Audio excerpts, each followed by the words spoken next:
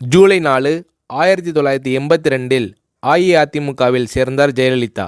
ஜெயலலிதாவை கொள்கை பரப்பு செயலாளராக கடலூர் மாநாட்டில் நியமித்தார் எம்ஜிஆர். சினிமாவில் மிகவும் புகழ்பெற்ற கதாநாயகி ஒரு அரசியல் கட்சியில் சேருவது என்பது அதுவரை தமிழ்நாட்டிலும் தென்னிந்தியாவிலும் நடைபெறாத நிகழ்ச்சியாகும். அந்த வகையில் அரசியலில் சேர்ந்து சாதனை படைத்த முதல் பிரபல நடிகை ஜெயலலிதா தான். அந்த பெருமை அஇஅதிமுகவுக்கு தான். அஇஅதிமுக கட்சி கரை போட்ட சேலையை தான் கட்சி கூட்டங்களுக்கு அணிந்து வருவார் ஜெயலலிதா. தமிழக அரசின் சத்துணவு திட்டத்தின் உயர்மட்ட குழுவில் உறுப்பினராக நியமிக்கப்பட்டார் ஜெயலலிதா. ஏப்ரல் 23, 1984இல் பாராளுமன்றத்தில் ஜெயலலிதாவை ராஜ்யசபா உறுப்பினராக்கினார் எம்ஜிஆர்.